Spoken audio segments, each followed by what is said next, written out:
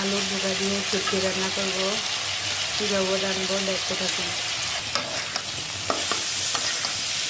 শুটকি রান্না করার জন্য আমরা ভালোভাবে আলু দিয়ে কাঁঠালের বীজগুলো ভালোভাবে কষিয়ে নেব।